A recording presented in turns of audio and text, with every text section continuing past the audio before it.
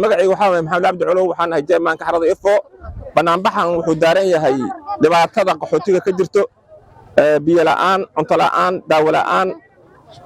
hogaamiyaasha xeryaha Ifowani Futuya dhagaxale ee dhalinyarada ururka haweenka culimada diinta iyo qaybaha kala duwan ee bulshada xeryaha ayaa sameeyay banaanbax cabasho ku muujinayeen adeegyada qaxootiga la siin jiray oo hoos u dhacay 34 sano ee qaxootinahayna maanta maalin ka xun wali ma dhicin waayo waxaa jirta nafaqo la'aan waxaa jirta raashin la'aan waxaa jirta caruurtina oo mara u dhamaadaan hooyooyinkeena duurka markay dhalaan dhiig wax laga dhaqay la waayo waxaan aragnay oo been ahayn tuubo aan soo dhacaynin biyo xilli walba oo la doonabo biyaha dacda ee la cabayna qaxootigu cabo waxaan codsanaynaa hadduu caalam jiro hadduu jiro islaan dawladda islaan haday jiraan in garab qaxootiga la garab istaago oo ay helaan gargaar qaxootiga maantan haysta wali ma soo marin halkan waxa ka jira baahi nooc walba oo bilaadanka qabsata ah awal hore mid baa qabsan jirtay mid baa waxba dhinac baa la waayay jiray dhinac baa wax laga heli jiray hadii raashin la waayo biyo la heli jiray biyo hadii la waayo raashin la heli jiray hadii la waayo cunto la heli jiray wixii oo dhan wax ka jira malaha waa wada oodanta boqolaal kamid ah shacabka xeryaha ayaa isugu imaaday xerada qaxootiga ee Fatu kuwaasoo watay boorar ay ku xardhan yihiin halku dhigyo muujinaya sida uga xun yihiin gargaarkii la siin jiray oo gabaabsi ah baahiyana soo food saaray oo international noqday oo adduunku waayahan dambe aad moodo si toos ah loogu tala galay waxa la jartay dhaqaalihii bini'aadanimo ee lagu bixinay xerooyinka qaxootiga waxay sababeen dhaqaale yaraanta awgeed in biyaha la waayo biyihii oo biyo la'aan dadku ay la baaba'aan in la waayo daawadii oo daawo la'aan la baabayo in raashinkii la waayo in baamba chakula dadka lagu dhaqaaleyn jiray la jarto arrimahaas oo sabab u yahay madaxweynaha dalka Mareykanka Donald J Trump غير عبد الرحمن ديري waxaan hay kam cheeleda Ifootu shaqeynaya malahan baahida aan ka cabanayno ugu weyn waxa waayay baamba chakula ilmaha lagu soo adeeganayo waa la jaray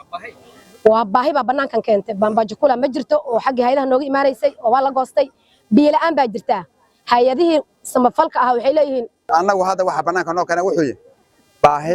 aanu aragnay inay dhibaato ka iman doontaan la soo wajahday oo dadkan ku soo foole marka baaq bandreena number 1 waxa adduunka dhan baan la hadlaynaa waxa la yiri USAID fund markii la gooyay USAID fund markii la gooyay wax walba way istaageen adduunka 50% waxa bixin jirtay USAID meeshii way hadda way ka baxday oo hadda ma hayno taagna ma hayno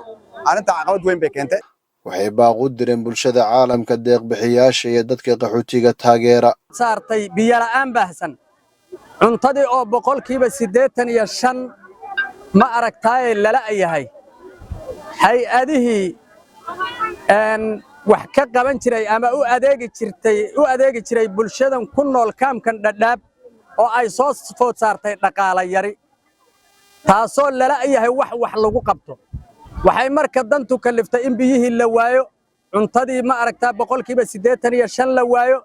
daawadii 90% la waayo dadkii ay macluul soo food saar kadib markuu dhawaan madaxweynaha cusub ee Mareykanka Donald Trump uu kala diray hay'adda USAID ee dhaqaalaha ugu badan siin jirtay hay'adaha taageera qaxootiga dhadhaab waxay saameynta ugu ballaaran ku yeelatay dadka xeryaha ku tiirsan intooda badan mucaawanada ay bixiyaan hay'adaha gargaarka